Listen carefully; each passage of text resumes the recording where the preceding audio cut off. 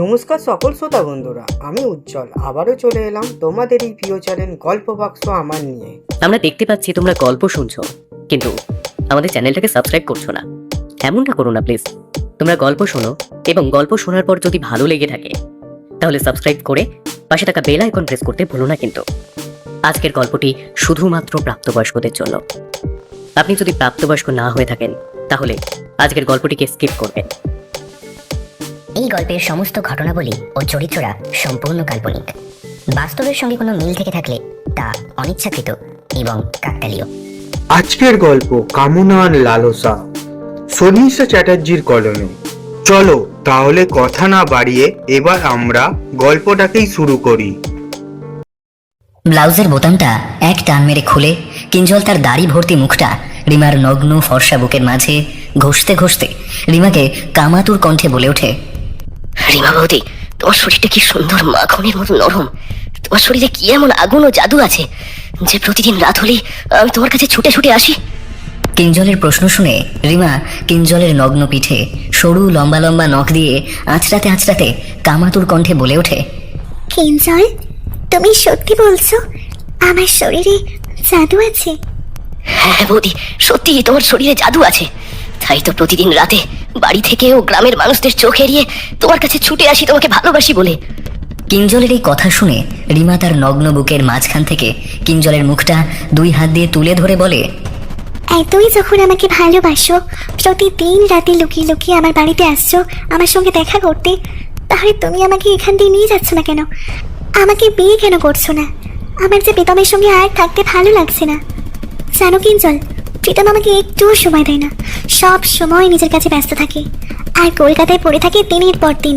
আর আমি এখানে ও কবে আসবে সেই পথ চেয়ে সারাদিন বসে থাকি আমার ছোট মেয়েটাকে নিয়ে। সে চিন্তাই করে না, শুধু কাজ আর কাজ, সারাদিন কাজ। চাও বা আসে একদিনের বেশি থাকে না। আমার যেখানে মেয়েকে নিয়ে থাকতে ইচ্ছে করে না।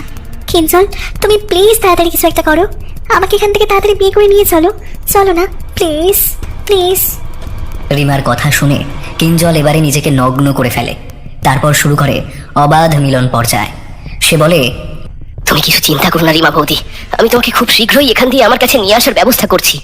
আমারও প্রতিদিন রাতে এইভাবে চোরের মতো লুকিয়ে লুকিয়ে তোমার সাথে দেখা করতে ভালো লাগে না। এবার আমি তোমাকে এক মাথা সিঁদুর পরিয়ে আমার ঘরের বধূ করে নিয়ে যাব। এই কথা বলে কিঞ্জল রিমাকে জোরে জোরে ঝাঁকাতে শুরু করে। অন্যদিকে রিমা মুখ থেকে যৌনতার তৃপ্তির চিৎকার দিয়ে উঠে বলতে থাকে, কিঞ্জল, তুমি আজ রাতে আমাকে পাগল করে দাও। এই কথা বলে রিমা বিছানার ওপর কাঁটা ছাগলের মতো ছটফট করতে থাকে। প্রীতমের ঘুমন্ত হাতটা বিছানার পাশে পড়তেই সে ঘুমন্ত অবস্থায় হাতটা হাতড়াতে হাতড়াতে অনুভব করে তার পাশে রিমা নেই, জায়গাটা ফাঁকা। তার পাশে রিমাকে শুয়ে থাকতে অনুভব করতে না পেরে জায়গাটা ফাঁকা অনুভব করে প্রীতমের ঘুমটা ভেঙে যায়।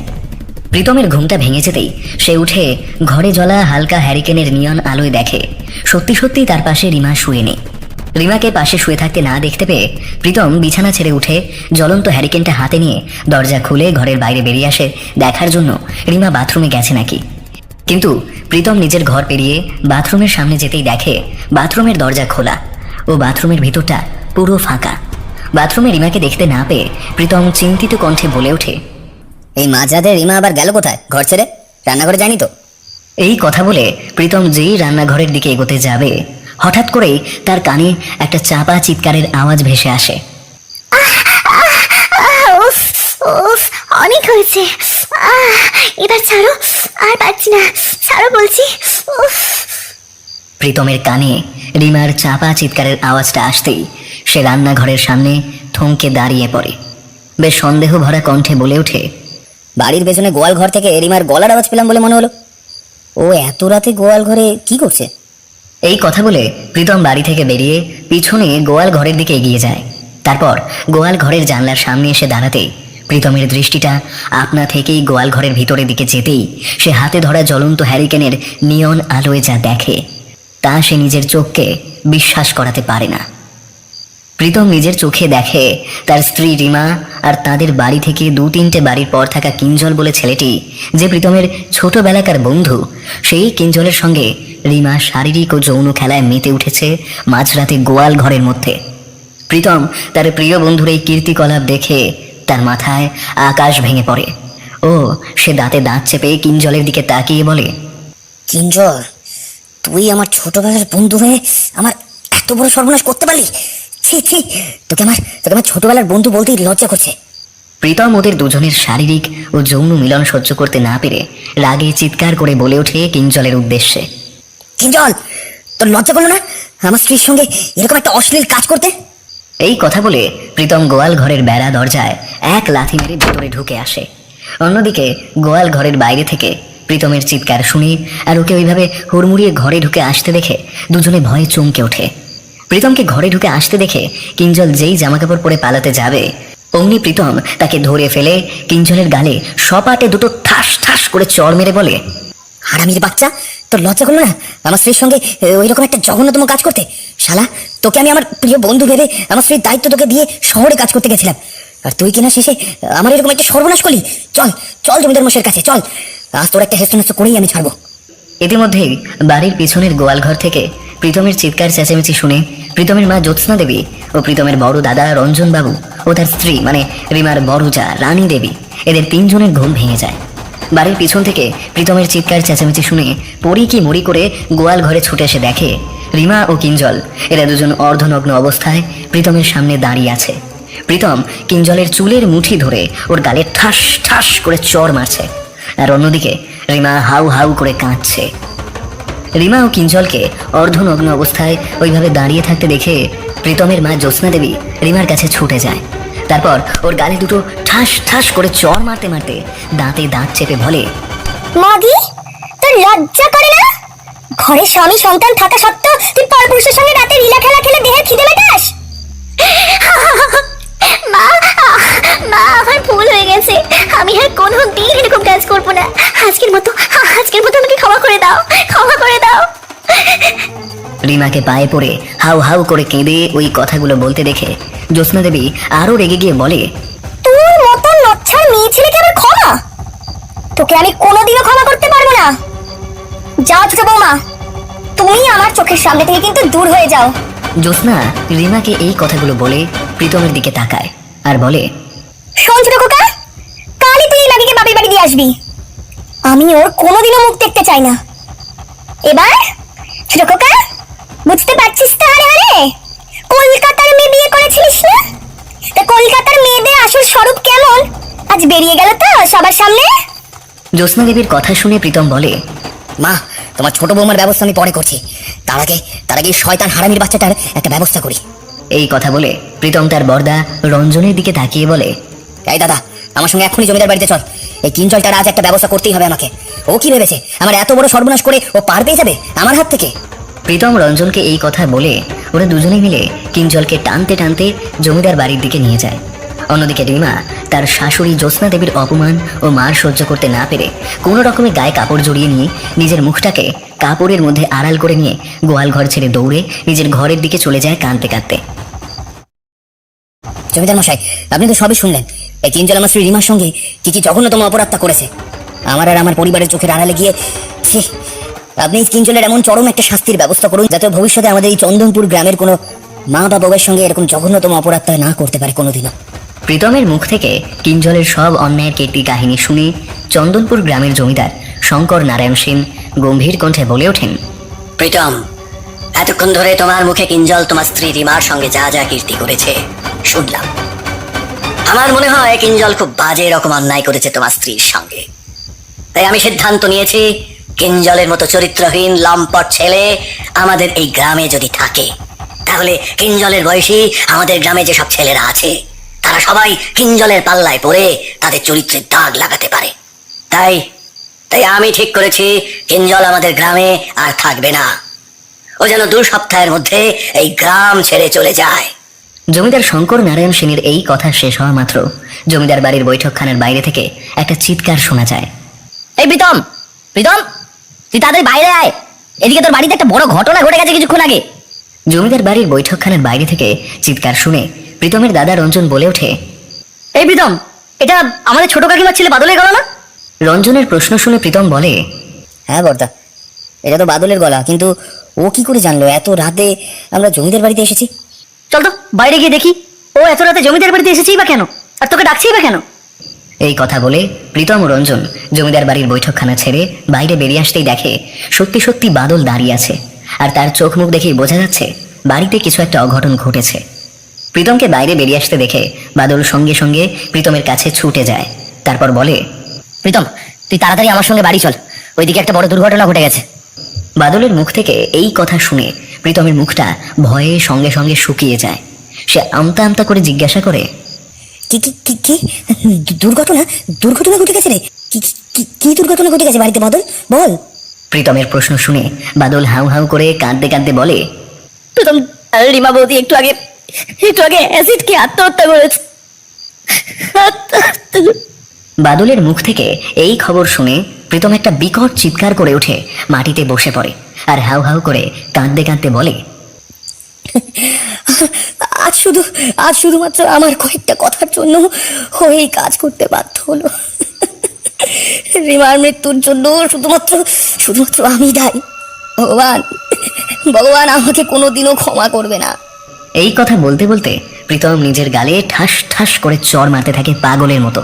প্রীতমের এই অস্বাভাবিক আচার আচরণ দেখে প্রীতমের বরদা রঞ্জনবাবু প্রীতমের পাশে বসে ওর গায়ে মাথায় হাত বোলাতে বোলাতে বলে, শোন প্রীতম, তোর আজ কয়েকটা কথার জন্য রিমা কিন্তু আত্মহত্যা করেনি। ও ওর নিজের পাপ কাজটা মনে মনে বুঝতে পেরেছে বলে আজ এই আত্মহত্যার পথটা বেছে নিতে বাধ্য হয়েছে। তাই তুই ওর এই আত্মহত্যার জন্য কোনোভাবেই দায়ী নস। তুই এইরকম ভাবে নিজেকে আর কষ্ট দিস না। চল, এখানে বসে থেকে কোনো লাভ নেই, বাড়ি গিয়ে দেখি রিমার এখন কি অবস্থা। বাদল ও রঞ্জন দুজনে মিলে প্রীতমকে রাস্তা থেকে টেনে তুলে ধরাধরি করে বাড়ির পথে রওনা দেয়। 5-10 মিনিট পর বাড়ির কাছে আসতেই ওরা তিনজন শুনতে পায় বাড়ির ভিতর থেকে খুব কান্নাকাটি ও চিৎকার চেঁচামেচির আওয়াজ ভেসে আসছে। প্রীতমের কানে কান্নার আওয়াজ ভেসে আসতেই সে যে এতক্ষণ ধরে একটা ঘোরের মধ্যে ছিল, সেই ঘোরটা নিমেষের মধ্যে কেটে গিয়ে নিজের আসল জগতে ফিরে এসে সে রঞ্জন ও বাদলের হাত ছাড়িয়ে ছুটতে ছুটতে বাড়ির ভিতর ঢুকে যায়। প্রীতমকে ওইভাবে ছুটতে ছুটতে বাড়ির দিকে যেতে দেখে রঞ্জন ও বাদল প্রীতমের পিছন পিছন ছুটে যায়। তারপর ওরা তিনজন বাড়ির সদর দরজা পেরিয়ে উঠোনে প্রবেশ করতেই দেখে উঠোনের মাঝখানে রিমা শুয়ে গলায় হাত দিয়ে ছটফট করছে আর মুখটা হাঁ করে পাগলের মতো ঘর ঘরে গলায় চিৎকার করছে আর বলছে, আমার ভেতরটা চলে গেল, পুড়ে গেল, আমাকে বাঁচাও, বাঁচাও। অন্যদিকে রিমার ছটফটানি আর ওকে ওইভাবে চিৎকার করতে দেখে রিমার বড়জা রানী চিৎকার করে ওঠে, শালি, আজ তোর নিজের পাপের জন্য ভগবান তোকে নিজের হাতে শাস্তি দিয়েছে। তোর লজ্জা করলো না? একবার মাথায় এলো না তোর যে তোর স্বামী সন্তান থাকতে তুই কি করে দিনের পর দিন আমাদের অলক্ষ্যে গিয়ে বাইরে একটা পরপুরুষের সঙ্গে, যে কিনা তোর বরের বন্ধু, তার সঙ্গে মিশে লীলা খেলা খেলছিস? ভগবান তোকে কোনোদিনও ক্ষমা করবে না। তোর এই অন্যায় কাজের জন্য ভগবান তোকে কোনোদিনও ক্ষমা করবে না, তুই জেনে রাখিস। তুই তোর পবিত্র স্বামীকে এভাবে ঠকিয়েছিস এই ছলনার দ্বারা। প্রীতমদের বাড়ির উঠোনে কয়েকজন পাড়ার মেয়ে বউ দাঁড়িয়েছিল। তারা রানীর এই কথাগুলো শুনে তাদের মধ্যে থেকে পাড়ার মল্লিক বাড়ির বড় বউ শিখা বলে ওঠে, মা গো মা, পাড়ার মধ্যে এই কি লক্ষ্যজনক কাণ্ড বাপু! বাড়ির বউ হয়ে কিনা বাইরের পরপুরুষের সঙ্গে দিনের পর দিন মেলামেশা করতো। ছে ছে ছে, এ কি বাড়ির বউ নাকি সোনা কাছে বেশ্যা মারি, কে জানে। এই শোনো প্রীতমের মা, তোমাদের এই বউ যদি আবার বেঁচে ফেরে না, তাহলে কিন্তু তোমাদের আবার আর মাস খালি করে ছাড়বে, এই বলে দিলুম আমি। তাই এই বউয়ের বেঁচে থেকে কোনো লাভ নেই, মরে যাওয়াই ভালো একদিক দিয়ে। মল্লিক বাড়ির বড় বউ শিখার এই অশ্রাব্য ভাষা প্রীতমের কানে যেতেই সে শিখার দিকে তাকিয়ে চিৎকার করে বলে ওঠে, শিখা বৌদি, আপনি কি চুপ করবেন দয়া করে? আপনি তো আমার পরিবারের কেউ নন, তাহলে আপনি আমার বউকে নিয়ে কথা বলছেন কেন? আমার বউ যেমনই চরিত্রের হোক না কেন, আমি সেটা বুঝে নেব। দয়া করে আপনি নাক গলাতে আসবেন না আমাদের এই ব্যাপারে। এই কথা বলে প্রীতম রিমার দিকে দৌড়ে যায়, গিয়ে রিমার হাত ধরে হাউ হাউ করে কাঁদতে কাঁদতে বলে, রিমা, রিমা তুমি আমায় ক্ষমা করে দাও। ওই কথাগুলো বলার জন্য আমাকে ক্ষমা করো। তোমার কিচ্ছু হবে না, আমি আছি না। দাদা, বাদল, তোরা তাদের ভ্যান বা রিক্সা কিছু একটা ব্যবস্থা কর, রিমাকে নিয়ে হাসপাতালে যেতে হবে আমাকে। প্রীতমের এই কথা শুনে বাদল বলে, প্রীতম দা, তুমি বৌদিকে নিয়ে তাড়াতাড়ি বাড়ির বাইরে আসো, আমি আমার ভ্যানটা বার করছি। এই কথা শুনে প্রীতম যেই রিমাকে কোলে তুলতে যাবে অমনি রিমা জোরে একটা শ্বাস টেনে ওঠে। প্রীতমের হাতটা চেপে ধরে জোরে নিঃশ্বাস নিতে নিতে আর হাঁপাতে হাঁপাতে বলে, প্রীতম, প্রীতম, তুমি আমাকে ক্ষমা করে দাও। আমি আমি জানি তোমার সঙ্গে আমি যে পাপ কাজটা করেছি তার কোনো ক্ষমা হয় না। তুমি শুধু আমাদের 5 বছরের ছোট্ট মেয়েগুলোকে দেখে রেখো। আমি মরে যাওয়ার পর আমি চললাম প্রীতম, তুমি ভালো থেকো। এই কথা বলে রিমা প্রীতমের বুকে মাথা রেখে মৃত্যুর কোলে ঢলে পড়ে। রিমাকে মারা যেতে দেখে প্রীতম একটা বুক ফাটা চিৎকার করে কেঁদে ওঠে। আর অন্যদিকে রিমাকে মৃত্যুর কোলে ঢলে পড়তে দেখে প্রীতমের মা জ্যোৎস্না দেবী বলে ওঠে, আপদ ঘর থেকে চিরদিনের মতো বিদায় নিল, বাঁচারে আছে।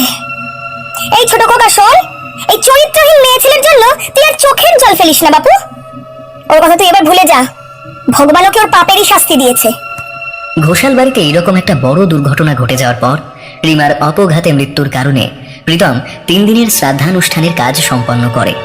কিন্তু রিমার শ্রাদ্ধ শান্তির দিন রাতের বেলা প্রীতমের সঙ্গে একটা অদ্ভুত ও অলৌকিক ঘটনা ঘটে। সেদিন রাতে প্রীতম নিজের ঘরে একা ঘুমাচ্ছিল, আর প্রীতমের ছোট 5 বছরের মেয়ে অলি প্রীতমের মা জ্যোৎস্না দেবীর কাছে ঘুমাচ্ছিল। রাত তখন কটা হবে, 2টো কি 2:30। প্রীতম যখন নিজের ঘরে গভীর ঘুমে মগ্ন, হঠাৎ সেই সময় প্রীতমের নাকে একটা মিষ্টি তীব্র সুগন্ধ ভেসে আসতেই প্রীতমের হঠাৎ করে ঘুমটা ভেঙে যায়। প্রীতমের ঘুমটা ভেঙে যেতেই সে ঘুম চোখ কচলাতে কচলাতে বলে, এই মাঝরাতে ঘরের মধ্যে থেকে মিষ্টি গন্ধ কোথা থেকে আসছে? আমাদের বাড়ির আশেপাশে তো কোনো গন্ধওয়ালা ফুল বা ফলের গাছ নেই।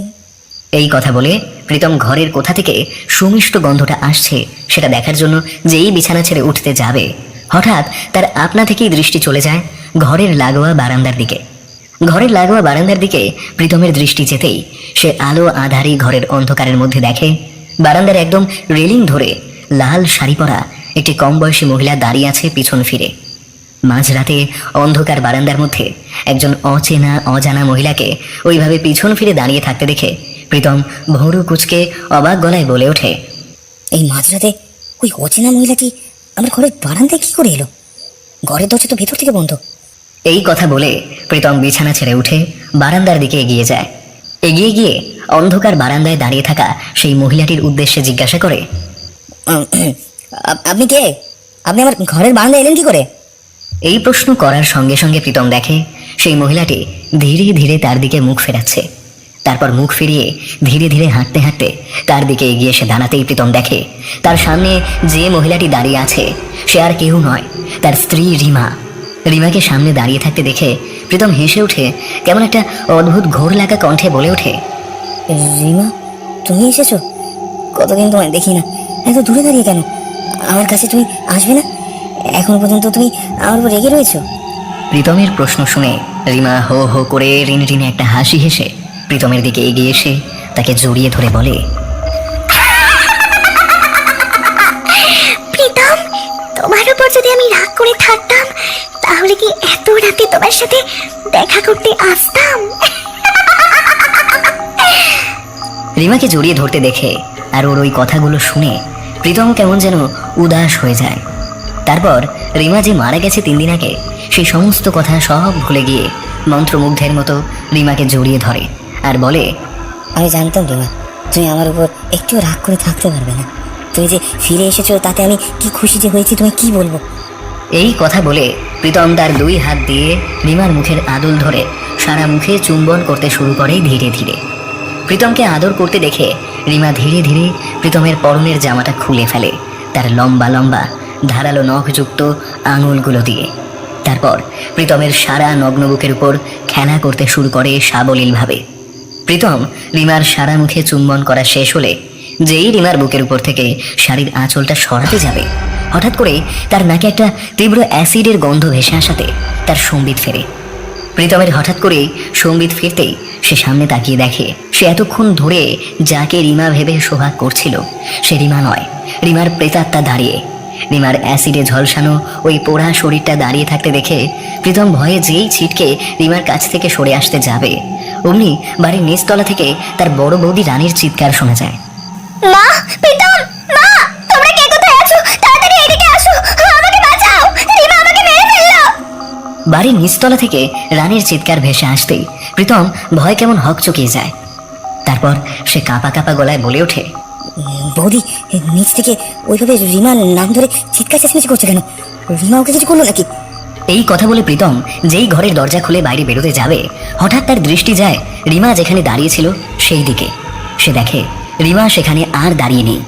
রিমাকে দাঁড়িয়ে থাকতে না দেখে প্রীতম চোখ গোল গোল করে বলে ওঠে, বৌদি রিমা রিমা করে ওইভাবে চিৎকার করছে কেন? বৌদি কি সত্যি সত্যি আমার মতো রিমাকে দেখলো নাকি? এই কথা বলে প্রীতম নিচে ছুটে যেতেই দেখে তার বড় বৌদি রান্নাঘরের সামনে বসে ঠক ঠক করে কাঁপছে, আর তার মা জ্যোৎস্না দেবী তার বড় বৌদিকে সমানে পাখা দিয়ে বাতাস করছে আর জল খাওয়ানোর চেষ্টা করছে। রানীকে ঠক ঠক করে ওইভাবে কাঁপতে দেখে প্রীতম জিজ্ঞাসা করে, বড় বৌদি তোমার কি হয়েছে? এভাবে চিৎকার চেঁচামেচি করছো কেন? প্রীতমকে এই প্রশ্ন করতে দেখে রানী প্রীতমের দিকে তাকায়।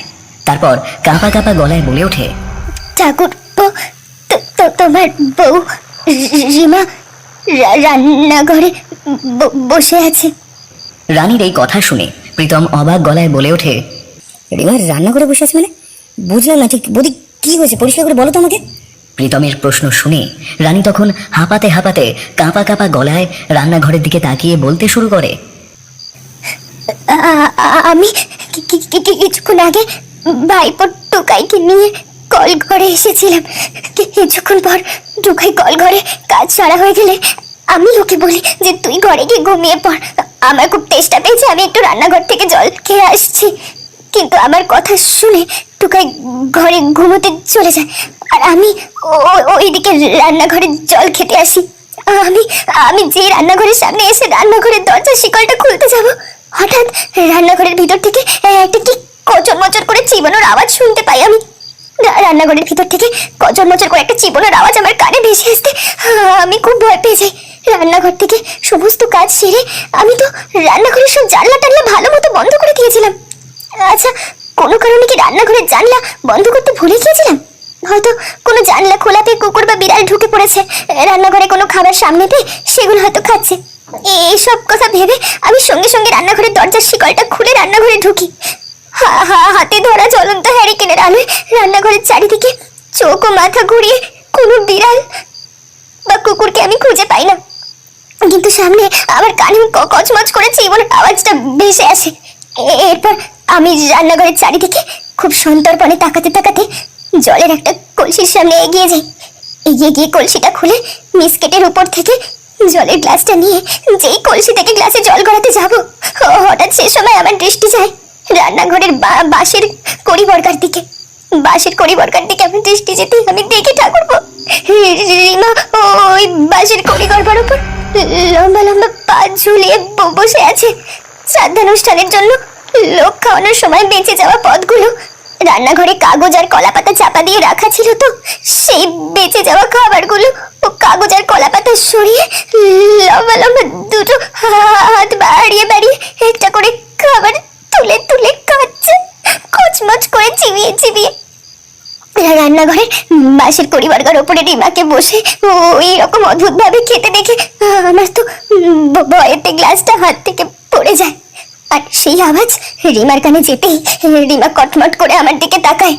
ওর চোখের মনে দুটো লাল আগুনের ভাটার মতো একবার জ্বলছে আর নিচ্ছে। ওর লম্বা চুলগুলো বাতাসে এলোমেলো ভাবে পিছন দিকে উড়ছে। পরনে একটাও বস্ত্র নেই, পুরো নগ্ন অবস্থায় বাঁশের কড়িবর্গার ওপর বসে রয়েছে। আর ওর গা থেকে তীব্রভাবে একটা অ্যাসিড পোড়া গন্ধ বেরোচ্ছে, আর ওই অ্যাসিড পোড়া গন্ধে সারা রান্নাঘর ধোঁয়ায় ধোঁয়া হয়ে গেছে, সেই সঙ্গে একটা পচা দুর্গন্ধ ছাড়ছিল। আমি আমি রিমার ওই ভয়ঙ্কর বিভৎস রূপ আর ওই অ্যাসিডের পোড়া গন্ধ সহ্য করতে না পেরে যেই ছুটে রান্নাঘর থেকে বেরিয়ে আসবো, হঠাৎ রিমা পিছন থেকে ফ্যাস ফ্যাসে গলায় আমার উদ্দেশ্যে বলে ওঠে, দিদি ভাই, আমি আবার ফিরে এসেছি। তোমরা সবাই মিলে সেদিন আমাকে যে অপমানটা করেছিলে তার প্রতিশোধ নিতে এসেছি। রানীর মুখ থেকে সব ঘটনা শুনে প্রীতম হতভম্ব হয়ে যায়। তার সঙ্গে কিছুক্ষণ আগে ঘরে কি কি ঘটনা ঘটেছে সব মা আর বড় বৌদির কাছে লুকিয়ে যায়। তারপর প্রীতম রানীর কথাগুলো শুনে বলে ওঠে, তুমি তো জানো বাড়িতে একজন অপঘাতে মারা গেছে, তাই তোমার রান্নাঘরে আসার আগে টুকাই নয় দাদাকে নিয়ে আসা উচিত ছিল। এখন বাদ দাও সেসব কথা, যাও নিজের ঘরে গিয়ে ঘুমিয়ে পড়ো বৌদি। কাল আবার আমাকে কাজের জন্য শহরে ফিরতে হবে, তাই সকাল সকাল উঠে আসে। এই কথা বলে প্রীতম তার বড় বৌদিকে ঘরে পৌঁছে দিয়ে সে নিজের ঘরে এসে শুয়ে পড়ে। সে নিজের ঘরে এসে শুয়ে পড়ে ঠিকই, কিন্তু সারা রাত ধরে ঘুমন্ত অবস্থায় প্রীতমের মনে হতে থাকে সে যেন ঘরের মধ্যে একা নেই, তার সঙ্গে অদৃশ্য কেউ যেন একটা আছে সারাক্ষণ। তার হাঁটা চলার আওয়াজ, সেই সঙ্গে ঘরের মধ্যে নানা ধরনের জিনিসপত্র নাড়াচাড়ার আওয়াজ প্রীতমের কানে ভেসে আসতে থাকে ঠিকই, কিন্তু সে ভয়তে চোখ খুলে দেখার চেষ্টা করে না যে তার সঙ্গে ঘরের মধ্যে কে আছে। সেই দিন রাতের ঘটনার পর প্রীতমদের বাড়িতে আর কারোর সাথে অদ্ভুত ঘটনা ঘটেনি, কিন্তু তৃতীয় দিনের মাথায় প্রীতমের প্রিয় বন্ধু কিঞ্জল, যার সঙ্গে রিমার অবৈধ একটা প্রেমের সম্পর্ক ছিল, তার সঙ্গে সেই দিন রাতে একটা অদ্ভুত ঘটনা ঘটে। জমিদার শঙ্কর নারায়ণ সেন কিঞ্জলকে 2 সপ্তাহের মধ্যে গ্রাম ছেড়ে চলে যেতে বলেছে বলে কিঞ্জল নিজের গ্রাম ছাড়ার আগে পাশের গ্রামে নিজের জন্য ঘর দেখতে গিয়েছিল। পাশের গ্রাম থেকে ঘর দেখতে দেখতে নিজের গ্রামে ফিরতে সেই দিন রাত 8:30-9টা বেজে গিয়েছিল। কিঞ্জল যখন সাইকেল করে নিজের বাড়ির দিকে যাচ্ছিল, রাস্তাঘাট তখন বেশ ফাঁকাই ছিল। পৌষ মাসের শীতের রাত বলে সে যখন সাইকেল চালাতে চালাতে তাদের গ্রামের ভাঙা ক্লাব ঘরটা পেরোতে যাবে, হঠাৎ তার পিছন থেকে একটা মেয়েলি হিস হিসে গলায় কিছু কথা কিঞ্জলের কানে ভেসে আসে। কিঞ্জল, তুমি এই গ্রাম ছেড়ে আমাকে ছেড়ে চলে যাচ্ছ? তুমি আমাকে সঙ্গে নেবে না? পিছন থেকে মেয়েলি হিস হেসে গলায় কথাগুলো কিঞ্জলের কানে ভেসে আসতেই সে সঙ্গে সঙ্গে সাইকেল নিয়ে থমকে দাঁড়িয়ে পড়ে। সে পিছন দিকে ঘাড় না ঘুরিয়ে কাঁপা কাঁপা গলায় বলে ওঠে, এটা রিমা বৌদির গলা না? কিন্তু রিমা বৌদি এখানে কি করে আসবে? ও তো গত 5 দিন আগে মারা গেছে। এই কথা বলে কিঞ্জল ভয়ে ভয়ে পিছন ফিরে তাকায় ঠিকই, কিন্তু কাউকেই সে দেখতে পায় না। কিঞ্জল তখন নিজের মনের ভুল ভেবে যেই 3-4 পা সাইকেল প্যাডলিং করে এগোতে যাবে, হঠাৎ আবার হিস হিসে মেয়েলি গলায় কে যেন বলে ওঠে, দাদা, আমাকে একটু আপনার সাইকেলে করে বাড়ি পৌঁছে দেবেন? এবারে পিছন থেকে হিস হেসে অন্য মেয়েলি গলা কিঞ্জলের কানে ভেসে আসতেই সে ভয় না পেয়ে সঙ্গে সঙ্গে পিছন ফিরে তাকিয়ে দেখে তার সাইকেল থেকে 2 হাত দূরে 26-27 বছরের একটি সুন্দরী যুবতী দাঁড়িয়ে আছে।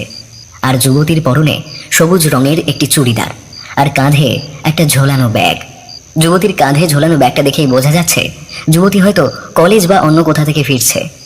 অচেনা যুবতীটিকে সাইকেলের সামনে দাঁড়িয়ে থাকতে দেখে কিঞ্জল প্রশ্ন করে, আপনার নাম কি? এত রাতে কোথা থেকে ফেরা হচ্ছে? কিঞ্জলের প্রশ্ন শুনে যুবতীটি মিষ্টি করে হেসে জবাব দিল, আমার নাম কবিতা মণ্ডল। আমি মামার বাড়ি থেকে ফিরছি। দাদুর শরীরটা এত খারাপ করেছে যে দেখতে গেছিলাম। ট্রেনটা স্টেশনে ঢুকতে এত দেরি করলো যে দেখুন বাড়ি ফিরতে ফিরতে রাত হয়ে গেছে। দয়া করে আপনি আমাকে একটু তাড়াতাড়ি বাড়ি পৌঁছে দেবেন?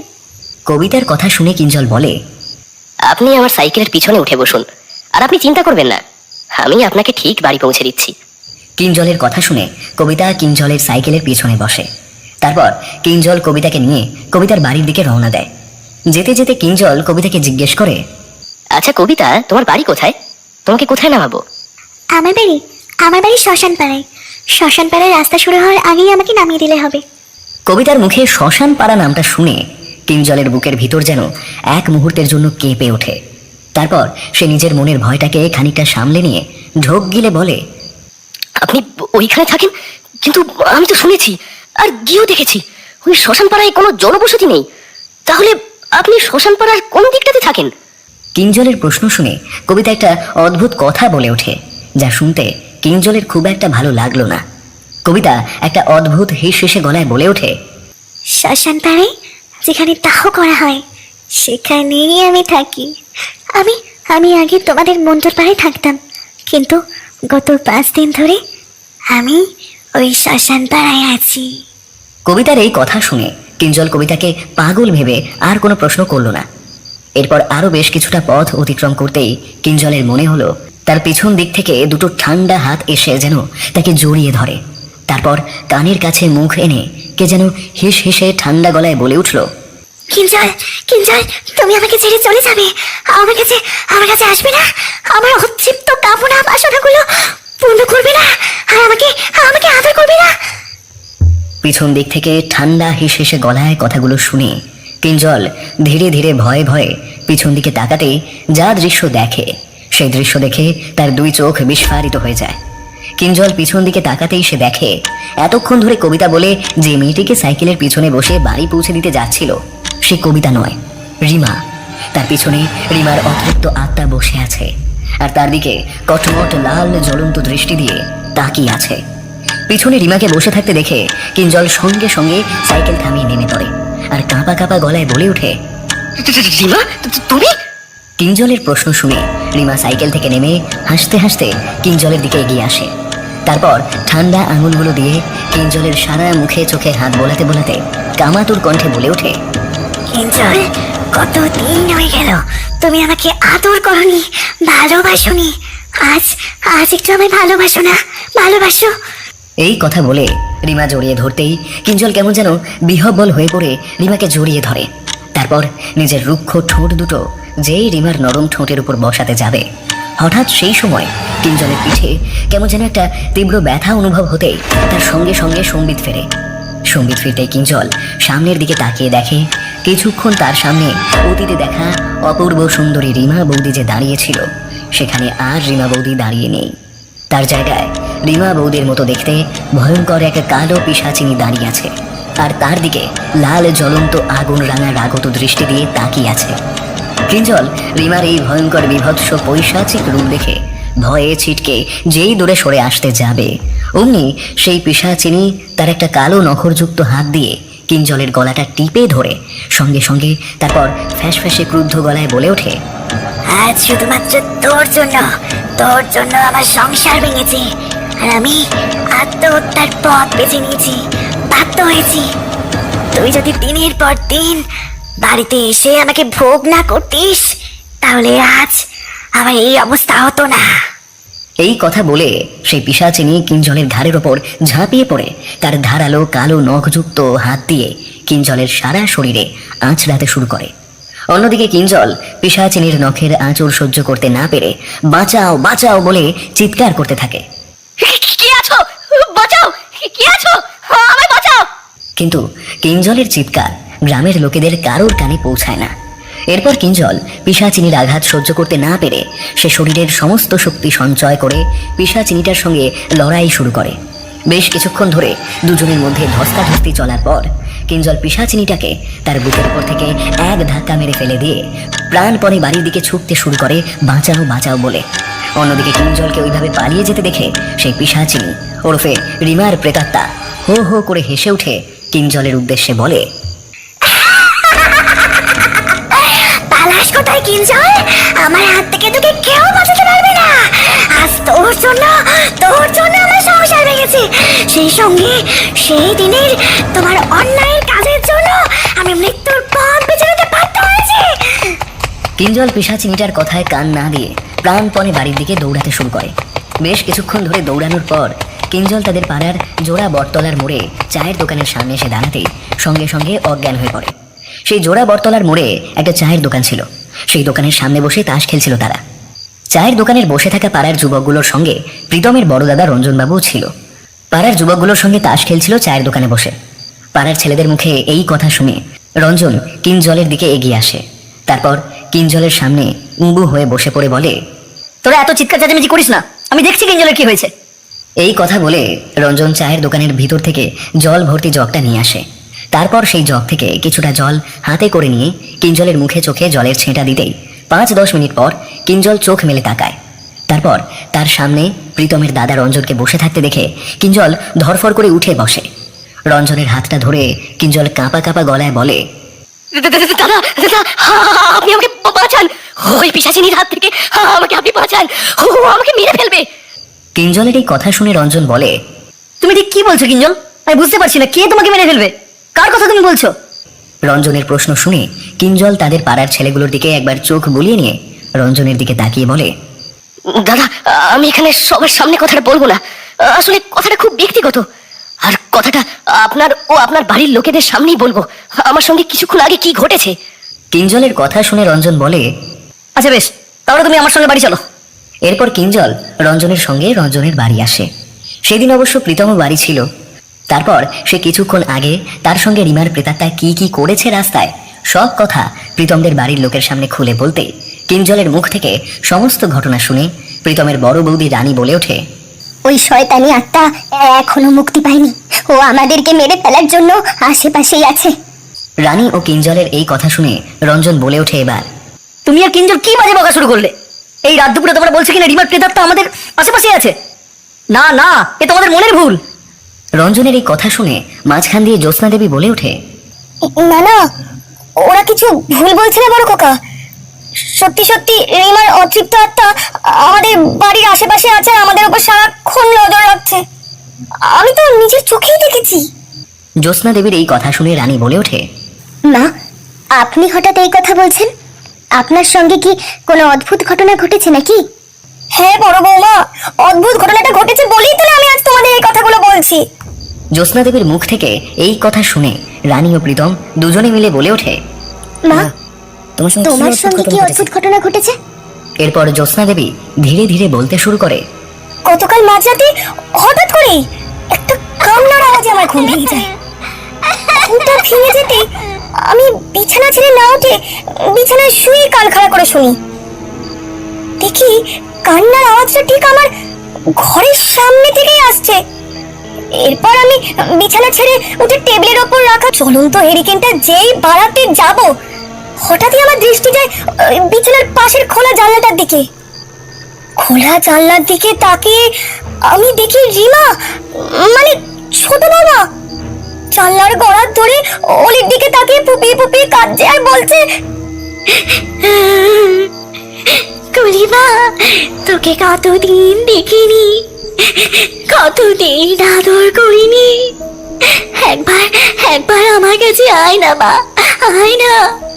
আমি তো ছোট মামাকে ওই জানলার সামনে অলির দিকে ওইভাবে তাকিয়ে ফুপি ফুপি কাঁদতে দেখে আর ওই কথা শুনে রেগে গিয়ে বলি, এই শয়তানি, শুধুমাত্র তোর জন্যই আমার নাতনিটা আজ কষ্ট পাচ্ছে। যা যা, এখনই চলে যা, আমার নাতনির কাছে আসবি না। আজ শুধুমাত্র তোর এই জঘন্যতম অন্যায় কাজের জন্য আমার নাতনিটা কষ্ট পাচ্ছে। এই কথা বলে আমার ঠাকুরের সিংহাসনে রাখা গঙ্গার জলের বোতল থেকে কিছুটা গঙ্গা জল হাতে নিয়ে রিমার দিকে ছুটতেই দেখি রিমার শরীরটা সঙ্গে সঙ্গে একটা সাদা ধোঁয়ার মতো কুণ্ডলী রূপ নিয়ে বাড়ির পিছনের বাগানে যেন কোথায় মিলিয়ে গেল। জ্যোৎস্না দেবীর মুখ থেকে গতকাল রাতের সব ঘটনা শুনে প্রীতমও বলে ওঠে, মা ঠিকই বলেছেন, সত্যি সত্যি রিমার অতৃপ্ত প্রেতাত্মা এই বাড়ির মধ্যে আমাদের চারপাশে ঘুরছে অদৃশ্য ভাবে। প্রীতমের মুখ থেকে এই কথা শুনে জ্যোৎস্না দেবী বলে ওঠে, তুই হঠাৎ এই কথা বলছিস কেন ছোট খোকা? তোর সঙ্গেও কি আমার আর বড় বৌমার মতো কোনো ঘটনা ঘটেছে নাকি এর মধ্যে? হ্যাঁ মা, ঘটেছে। রিমার শ্রাদ্ধানুষ্ঠানের দিনের রাতের বেলা। এই কথা বলে প্রীতম রিমার শ্রাদ্ধের দিন রাতে তার সঙ্গে কি কি ঘটনা ঘটেছে সব কথা খুলে বলতেই জ্যোৎস্না দেবী চিন্তিত কণ্ঠে বলে ওঠে, ছোট খোকা, তুই ছোট বৌমার শ্রাদ্ধের দিন রাতে নিজের চোখে ছোট বৌমাকে নিজের ঘরে দাঁড়িয়ে থাকতে দেখেছিস? এই কথাটা আমাদের আগে বলিসনি কেন? তোমাদের বললে যদি তোমরা ভয় পাও তাই কিছু বলিনি তোমাদের। প্রীতমের কথা শুনে রানী জ্যোৎস্না দেবীকে বলে, মা দেখুন, বাড়িতে বাচ্চা কাচ্চা নিয়ে বসবাস করি। ওই শয়তানি যদি আমাদের আর আমার বাচ্চাদের কিছু ক্ষতি করে দেয়, তাহলে আমাদের তখন হাত কামড়ানো ছাড়া কিন্তু আর কোনো উপায় থাকবে না বলে দিলাম। তাই আপনি ওই শয়তানিকে বাড়ি থেকে তাড়ানোর জন্য কিছু একটা ব্যবস্থা করুন। খুব শীঘ্রই করতে হবে মা এটা, না হলে কিন্তু আমাদের একটা কোনো বড়সড় ক্ষতি হয়ে যাবে। রানীর কথা শুনে রঞ্জনও বলে, হ্যাঁ মা, বাড়িতে যখন প্রতিনিয়ত তোমাদের সঙ্গে এইরকম অদ্ভুত অদ্ভুত ভৌতিক অলৌকিক ঘটনাগুলো ঘটছে প্রতিদিন রাতে, তাহলে আমরা পাড়ায় কালীচরণ কাকার কাছে গিয়ে আমাদের সব সমস্যার কথা খুলে বললে কেমন হয়? উনি তো একজন বড় মাপের তান্ত্রিক, উনি যদি আমাদের কোনো সাহায্য করতে পারেন। রঞ্জনের এই কথা শুনে জ্যোৎস্না দেবী বলে ওঠে, বড় খোকা, তুই এই কথাটা মন্দ বলিসনি। হ্যাঁ, একবার আমাদের ওনার কাছে গিয়ে আমাদের সব সমস্যার কথা খুলে বললেই হয়। উনি যদি আমাদের এই বিপদের দিনে কিছু সাহায্য করতে পারেন। আচ্ছা ছাড়, এই নিয়ে তোরা চিন্তা করিস না। আমি আর বড় বৌমা কাল সকালে একবার ওনার বাড়ি যাব। এখন রাত হয়ে গেছে, যে যার ঘরে গিয়ে শুয়ে পড়ো। এই কথা বলে জ্যোৎস্না দেবী নিজের ঘরে চলে যায়। ও জ্যোৎস্না, জ্যোৎস্না, বাড়ি আছো নাকি? তাড়াতাড়ি বাইরে এসো, তোমার সঙ্গে জরুরি একটা কথা আছে আমার। সাত সকালে শিখার বাজখাই গলার আওয়াজ জ্যোৎস্না দেবীর কানে যেতেই জ্যোৎস্না দেবীর ঘুমটা ভেঙে যায়, আর সেই ঘুম জড়ানো গলায় হাই তুলতে তুলতে বলে, শিখা আবার এই সাত সকালে আমাদের বাড়িতে কি দরকার এলো? এই কথা বলে জ্যোৎস্না দেবী দরজা খুলে ঘরের বাইরে বেরিয়ে এসে দেখে শিখা উঠোনের মাঝখানে কোমরে দুই হাত দিয়ে দাঁড়িয়ে আছে। শিখাকে উঠোনের মাঝখানে দাঁড়িয়ে থাকতে দেখে জ্যোৎস্না দেবী বলে, শিখা, এই সাত সকালে তুমি আমার বাড়িতে? কি ব্যাপার, আমাদের বাড়িতে সবাই ভালো আছে তো? হ্যাঁ, সে তো ভালো আছে মাসিমা, কিন্তু এই সাত সকালে আপনার বাড়িতে যে কথাটা বলতে এলুম সেই কথাটা হলো গিয়ে, আচ্ছা মাসিমা আপনারা একটু বলুন তো, ওই রিমা মুখপুরীর ভালো মতো শ্রাদ্ধ অনুষ্ঠান করেছিলেন তো নাকি? শিখার মুখে এই প্রশ্ন শুনে জ্যোৎস্না দেবী একটু অবাক হয়ে গিয়ে বলে, হ্যাঁ, রিমার শ্রাদ্ধানুষ্ঠানের কাজ তো আমরা ঠিক মতোই করেছি, কিন্তু বৌমা তুমি হঠাৎ রিমার প্রসঙ্গ তুলছো কেন? কিছু কি হয়েছে? কিছু হয়েছে বলেই তো ছুটে এসেছি মাসিমা, আপনার কাছে এই সাত সকালবেলায় কি আর এমনি এমনি এসেছি? কি হয়েছে শিখা, বলো আমাকে। জ্যোৎস্না দেবীর প্রশ্ন শুনে শিখা তখন ধীরে ধীরে কাঁপা কাঁপা গলায় বলতে শুরু করে, গতকাল রাতে খাওয়া দাওয়ার পর আমি আমাদের বাড়ির পিছনে কুয়োতলায় বাসন মাজতে এসেছিল। বাড়ির পিছনে কুয়ো পাড়ে বসে যখন আমি বাসন মাজছি, হঠাৎ আমার আপনা থেকেই দৃষ্টি যায় আপনাদের বাড়ির পিছন দিকে যে গোয়াল ঘরটা, ওইখানে। আমার দৃষ্টি যেতেই আমি দেখি কি গোয়াল ঘরের মাথায় খড়ের ছাউনির উপর রিমা হাত পা ছড়িয়ে বসে আছে, লাল জ্বলন্ত চোখ নিয়ে আমার দিকে একভাবে তাকিয়ে আছে। আমার দৃষ্টি ওর দিকে পড়তেই ও আমাকে দেখে খ্যাট্যাক করে হেসে বলে ওঠে, তুমি সেদিন আমার শ্বশুর বাড়ির লোকেদের সামনে, আমার স্বামীর সামনে আমাকে চরম যা না তাই বলে অপমান ও বাজে কথা বলেছিস না?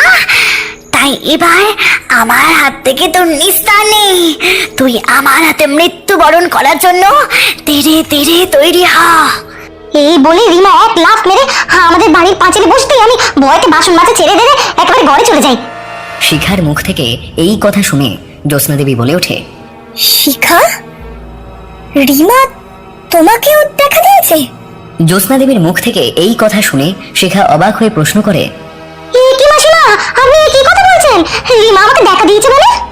শিখার মুখে এই প্রশ্ন শুনে জ্যোৎস্না দেবী তখন কদিন ধরে তার সঙ্গে ও তাদের বাড়ির প্রত্যেকটা সদস্যর সঙ্গে কি কি অদ্ভুত অদ্ভুত ভৌতিক অলৌকিক ঘটনা ঘটেছে সব কথা শিখাকে খুলে বলে।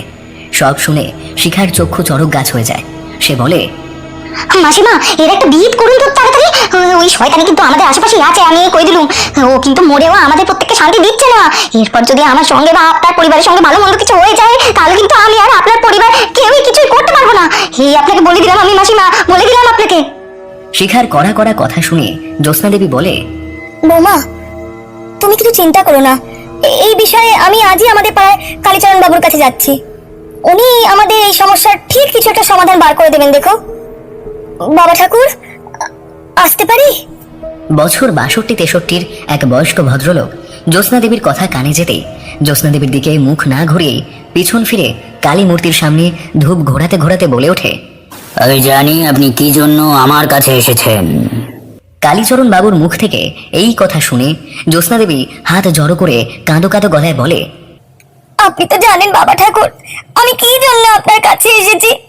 জ্বলন্ত ধূপটা ধূপদানিতে গুঁজে দিয়ে কালী মূর্তিকে একটা প্রণাম করে জ্যোৎস্না দেবীর দিকে ফিরে কালীচরণ বাবু বলে ওঠে, হ্যাঁ, জানি আপনি কি জন্য আমার কাছে এসেছেন। তান্ত্রিক কালীচরণ এই কথা বলে গত কয়েকদিন ধরে জ্যোৎস্না দেবীর বাড়িতে তাদের সঙ্গে কি কি ভৌতিক অলৌকিক ঘটনা ঘটেছে সব বিস্তারে জ্যোৎস্না দেবীকে বলে। জ্যোৎস্না দেবী সব শুনে বলে, বাবা ঠাকুর, আপনি ঠিক বলেছেন একদম। আমার বাড়িতে কত কয়েকদিন ধরে এই ঘটনাগুলোই ঘটছে আমাদের সাথে। এর আপনি কিছু একটা বিহিত করুন তাড়াতাড়ি, নাহলে যে রিমা অতৃপ্ত আত্মা আমাদের যে কোনো সময় যে কোনো একটা ক্ষতি করে দেবে। আপনি কিছু চিন্তা করবেন না জ্যোৎস্না দেবী, আজ রাতে আমি একটা গভীর ধ্যানে বসবো। আমাকে ওই গভীর ধ্যানের মাধ্যমে ওই কলঙ্কিনী পিশাচিনীর মুখ থেকে ও আসলে কি চায় তা জানতে হবে। কি করলে ওর অতৃপ্ত আত্মা মুক্তি পাবে। আজ যদি আমার ধ্যানে রিমার অতৃপ্ত প্রেতাত্মা আসে আর ও কি কি চায় সেই মনের কথাগুলো আমাকে খুলে বলে, তাহলে আগামীকাল সকালে আমি আপনাদের বাড়ি যাব আর বলবো আপনারা কি কি করলে ওর অতৃপ্ত প্রেতাত্মা মুক্তি পাবে। কালীচরণ বাবুর মুখ থেকে এই কথা শুনে জ্যোৎস্না দেবী বাড়ির পথে গমন করে। জ্যোৎস্না দেবী, বাড়ি আছেন? বাড়ির বাইরে থেকে কালীচরণ বাবুর গলার আওয়াজ শুনে জ্যোৎস্না দেবী সবজি কাটা থামিয়ে সঙ্গে সঙ্গে বাড়ির বাইরে ছুটে যায়। তিনি গিয়ে দেখে কালীচরণ বাবু বাড়ির সদর দরজার সামনে দাঁড়িয়ে আছে। কালীচরণ বাবুকে বাড়ির সদর দরজার সামনে দাঁড়িয়ে থাকতে দেখে জ্যোৎস্না দেবী বলে ওঠে, আসুন আসুন বাবা ঠাকুর, ভেতরে আসুন। এই কথা বলে জ্যোৎস্না দেবী কালীচরণ বাবুকে নিয়ে বাড়ির ভেতর ঢোকে আর রানীর উদ্দেশ্যে বলে, ও বৌমা, ঠাকুর মশাই এসেছেন, তুমি ওনার জন্য তাড়াতাড়ি জল মিষ্টির ব্যবস্থা করো। জ্যোৎস্না দেবীর কথা শুনে কালীচরণ বাবু বাড়ির দাওয়াতে বসতে বসতে বলে, অত ব্যস্ত হবেন না আপনি আমার জন্য। আগে যে জরুরি কথাটা আপনাদের বলতে এসেছি, আগে সেই কথাটা আপনাদের সবাইকে বলে নি, তারপর জল মিষ্টি খাওয়া যাবে ক্ষণ। আপনি বরঞ্চ আপনার বাড়ির সকল সদস্যদের ডাকুন, সেই সঙ্গে ওই কিঞ্জলকেও ডাকুন, ওরও জরুরি কথাটা শোনার খুব প্রয়োজন। কালীচরণ বাবুর কথা অনুযায়ী আধ ঘন্টার মধ্যে জ্যোৎস্না দেবীর বাড়ির সকল সদস্য আর কিঞ্জল কালীচরণ বাবুর সামনে হাজির হলো। এরপর কালীচরণ বাবু বলতে শুরু করেন, গতকাল রাত 1 প্রহরে আমি গভীর ধ্যানে বসি। ধ্যানে বসার পর আমি খুব মন দিয়ে রিমাকে স্মরণ করতে থাকি আর ওকে ডাকতে থাকি, যাতে ও আমার ধ্যানে এসে ওর মনের জ্বালা যন্ত্রণার কথাটা সব খুলে বলে। এরপর আমার অনেক তন্ত্রক্রিয়া এবং কঠোর সাধ্য সাধনা করবার পর ও আমার গভীর ধ্যানে দেখা দেয়। ও বলে সে নাকি ওর শ্বশুর বাড়ির লোকেদের কাছে কিছু গোপন কথা বলতে চায়।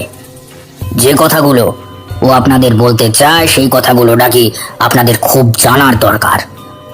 ও আমাকে এও বলেছে ও যদি আপনাদের এই গোপন কথাগুলো বলতে না পারে তবে ওর অতৃপ্ত আত্মা নাকি কোনো দিনও মুক্তি পাবে না।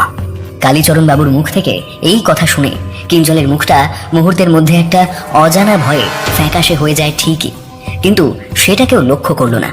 অন্যদিকে প্রীতম বলে ওঠে, আচ্ছা কালীচরণ কাকা, রিমা আমাদের বাড়ির সবাইকে কি গোপন কথা বলবে আপনাকে বলেছে কিছু? না, সে বিষয়ে কিছু আমাকে বলেনি। তাই আমি ঠিক করেছি যে আজ রাত 2 প্রহর নাগাদ আমি আপনাদের বাড়ি আসব আর একটা যজ্ঞ করব। সেই যজ্ঞে আমি রিমার অতৃপ্ত আত্মাকে ডাকবো। আপনারা তখনই ওর মুখ থেকে সব গোপন কথা জানতে পারবেন। তাই আপনারা বাড়ির সকলে রাত 2 প্রহর নাগাদ যজ্ঞের জন্য তৈরি থাকবেন। আচ্ছা ঠিক আছে বাবা ঠাকুর।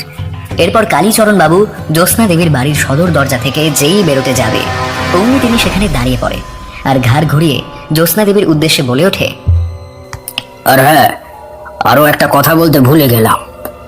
আমার যজ্ঞের জন্য একটা ফাঁকা ঘর প্রয়োজন।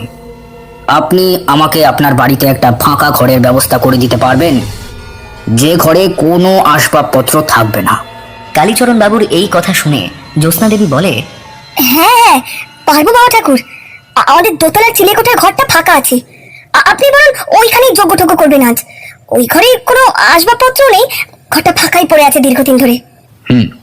আচ্ছা বেশ, ঠিক আছে, আমি চললাম। রাত 2 প্রহরে আপনাদের সকলের সঙ্গে দেখা হচ্ছে তবে। রাত তখন 2 প্রহর। প্রীতমদের বাড়ির পিছনে যে ঝাঁকড়া শিমুল গাছটা আছে সেই শিমুল গাছ থেকে সমানে একটা কালো পেঁচার তারস্বরে বিশ্রী একটা চিৎকার শোনা যাচ্ছে। সেই সঙ্গে পাড়ার কতগুলো কুকুর করুণ সুরে কাঁদছে। পাড়ার কুকুরগুলোর করুণ সুরে কান্না শুনে মনে হচ্ছে আজ প্রীতমদের বাড়িতে কিছু একটা দুর্ঘটনা ঘটতে চলেছে। পাড়ার কুকুরগুলোর করুণ সুরে কান্নার আওয়াজ শুনে জ্যোৎস্না দেবী যজ্ঞের আসরে বসে কালীচরণ বাবুকে কাঁদো কাঁদো গলায় বলে, বাবা ঠাকুর, কুকুরগুলো ওইভাবে কাঁদছে কেন? আজ আমার বাড়িতে কোনো বাজে অঘটন ঘটবে না তো? জ্যোৎস্না দেবীর এই প্রশ্নে কালীচরণ বাবু কোনো উত্তর না দিয়ে জ্যোৎস্না দেবীর বাড়ির সকল সদস্যদের উদ্দেশ্য করে বলে ওঠে, এবার আমি যজ্ঞ শুরু করব।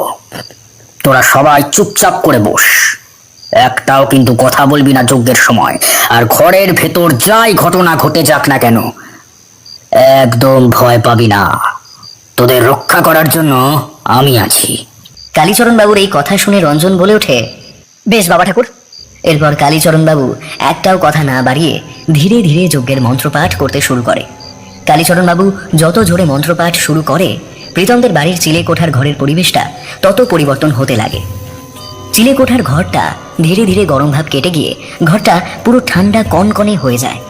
সেই সঙ্গে বন্ধ ঘরের মধ্যে একটা ঝোড়ো ঠান্ডা বাতাস বইতে শুরু করে, যেন মনে হচ্ছে ঘরের মধ্যে কারুর আগমন ঘটছে।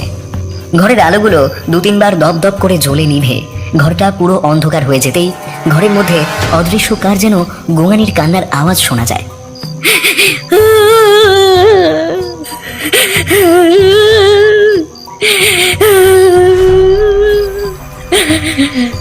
অদৃশ্য ব্যক্তির গোঙানির কান্নার আওয়াজটা প্রীতম তার বাড়ির লোকদের ও কিঞ্জলের কানে ভেসে আসতেই ওদের বুঝতে বাকি রইল না যে এটা রিমার কান্নার আওয়াজ। রিমার করুণ সুরে কান্নার আওয়াজ বন্ধ ঘরের ভিতর ভেসে আসতেই কালীচরণ বাবু বলে, মা, তুই এসেছিস? আয় আয়, তুই এবার তোর শ্বশুর বাড়ির লোকেদের সামনে কি গোপন কথা বলবি বলেছিলিস সেটা খুলে বল সবাইকে। কালীচরণ বাবুর কথা শুনে রিমা কাঁদতে কাঁদতে বলে ওঠে, হ্যাঁ বলছি ঠাকুর বাবা। এই কথা বলে রিমা ধীরে ধীরে প্রীতম ও তার শ্বশুর বাড়ির লোকেদের সামনে বলতে শুরু করে তার গোপন কথা। প্রীতম, আজ তোমাকে আর তোমাদের বাড়ির লোকেদের যে গোপন কথাটা আমি বলতে চলেছি সেটা হলো কিঞ্জলকে নিয়ে। কিঞ্জল কিন্তু মোটেও ভালো চরিত্রের লোক নয়, ও লোকের ক্ষতি করে। আজ যেমন আমার ক্ষতি করেছে, ওর কালা জাদুর মন্ত্র দ্বারা আমার আর প্রীতমের সংসারে ভাঙন ধরিয়েছে। সেই সঙ্গে আমার চরিত্র কালিমাক্ত করেছে, আমার চরিত্রে কলঙ্ক লাগিয়ে প্রীতমের চোখে, ওর বাড়ির লোকের চোখে আমাকে খারাপ করেছে। সেই সঙ্গে ও আমাকে মৃত্যুর পথে ঠেলে দিয়েছে। আজ শুধুমাত্র আমার চরিত্রে কলঙ্ক লাগানোর জন্য, ও আমাকে মৃত্যুর পথে ঠেলে দেওয়ার জন্য কিঞ্জল দায়ী। কিঞ্জল, শুধুই কিঞ্জল।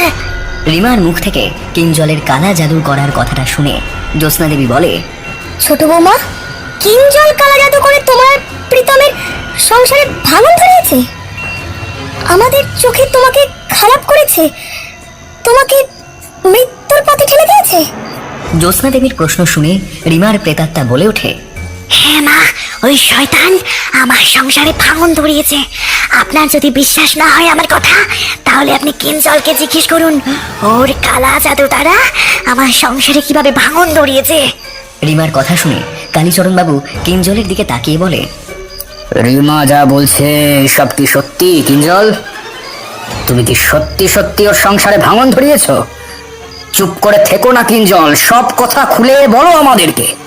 কালীচরণ বাবুর প্রশ্ন শুনে কিঞ্জল মুখ নিচু করে বলে ওঠে, রিমা সত্যি কথাই বলছে বাবা ঠাকুর। আমি কালা জাদুর দ্বারা আমার প্রিয় বন্ধু প্রীতমের সংসার ভেঙেছি। আমি রিমাকে বিয়ের আগে থেকে ভালোবাসতাম। সেই কথাটা আমি কোনোদিনই রিমাকে বলতে পারিনি, কারণ রিমা আমাকে সবসময় ওর প্রিয় বন্ধু ও নিজের ভাই ছিল না বলে আমাকে ভাইয়ের চোখে দেখেছিল। অন্যদিকে আমার প্রিয় বন্ধু প্রীতম রিমাকে ভালোবাসতো। আমি ওদের এই ভালোবাসা কিছুতেই আমার চোখের সামনে সহ্য করতে পারতাম না। তাই মনে মনে ঠিক করি ওদের দুজনের মধ্যে কিভাবে ভাঙন ধরানো যায়। তাই আমি একদিন সুযোগ বুঝে রিমার অলক্ষ্যে গিয়ে ওর চিরুনি থেকে কিছুটা চুল আর ও যে প্রতিদিন শাড়িটা পরে সেই শাড়ির অল্প টুকরো আমি নিজের কাছে সংরক্ষণ করি। তারপর সেই সংরক্ষণ করা জিনিসগুলো নিয়ে আমি আমার গুরুদেবের কাছে যাই। সেই গুরুদেব নানা ধরনের কালা জাদু ও নানা ধরনের তন্ত্রমন্ত্রের সঙ্গে যুক্ত ছিল। এরপর উনি ওনার কালা জাদুর দ্বারা রিমার চুল ও শাড়ির টুকরোগুলো দিয়ে কি যেন একটা করেন। তারপর উনি আমার হাতে ছোট্ট একটা কাঁচের শিশি দিয়ে বলেন, এই শিশির মধ্যে যে গুঁড়োটা আছে সেই গুঁড়োটা কোনো খাবারের মধ্যে মিশিয়ে রিমাকে যদি খাওয়ানো যায় তাহলে রিমা আমার বশে হয়ে যাবে, আর আমি যা করতে বলবো ও সেটাই করবে।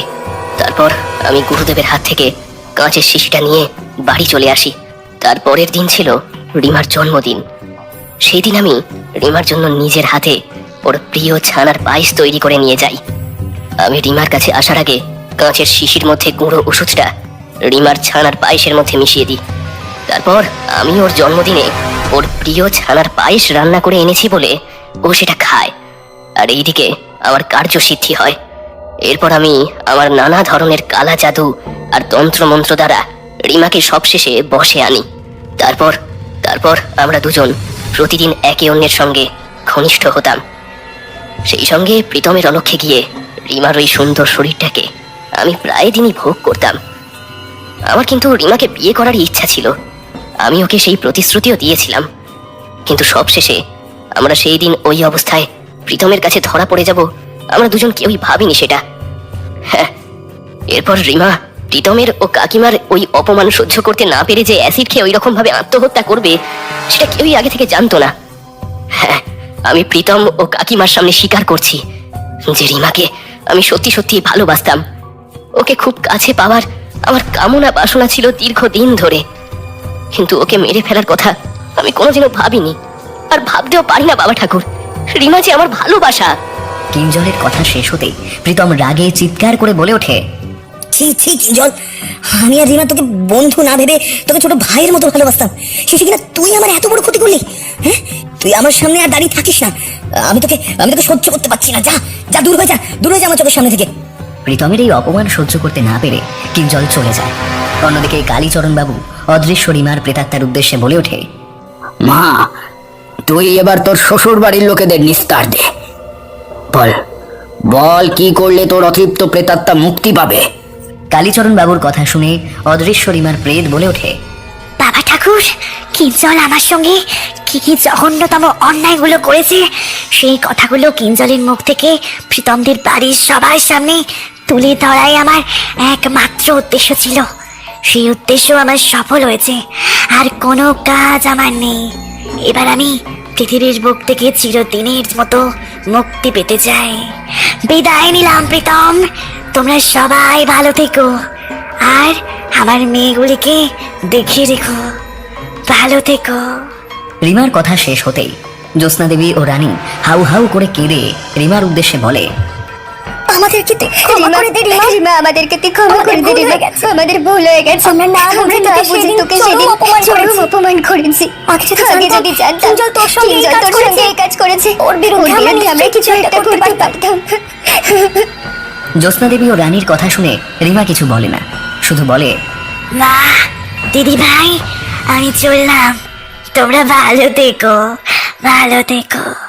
এরপর ধীরে ধীরে ঘরের মধ্যে যে ঝোড়ো হাওয়াটা বইছিল সেটা ধীরে ধীরে বন্ধ হয়, আর ঘরটা স্বাভাবিক তাপমাত্রায় ফিরে আসে। ঘরের অবস্থা স্বাভাবিক হতেই কালীচরণবাবু ঘরের চারিদিকে তাকিয়ে বলে, তোদের বাড়ির ওপর থেকে সব অশুভ বিপদের ছায়া কেটে গেছে, আর কোনো ভয় নেই। রিমার অতৃপ্ত প্রেতাত্মা মুক্তি পেয়েছে চিরদিনের মতো। কালীচরণবাবুর এই কথা শুনে প্রীতম আর তার বাড়ির লোক কিছু বলল না। সবাই সবার মুখের দিকে চেয়ে রইল, আর রিমার মৃত্যুর জন্য মনে মনে নিজেদের দোষারোপ করতে লাগলো। এখানেই শেষ হলো আজকের গল্প শর্মিষ্ঠা চ্যাটার্জির কলমে কামনার লালসা। তোমরা যদি আমার এই চ্যানেলে নতুন হয়ে থাকো, সাবস্ক্রাইব করে বেল নোটিফিকেশনটিকে অল করে দেবেন, আর গল্পটি যদি আপনার ভালো লেগে থাকে একটি লাইক করে দেবেন। আজকের গল্প তোমার কেমন লাগলো এবং কি কি খামতি থাকলো গল্পের মধ্যে সেটা জানাতে ভুলো না কমেন্ট বক্সে। তাহলে আজকের মতো আসি, দেখা হবে অন্য কোনো গল্পে।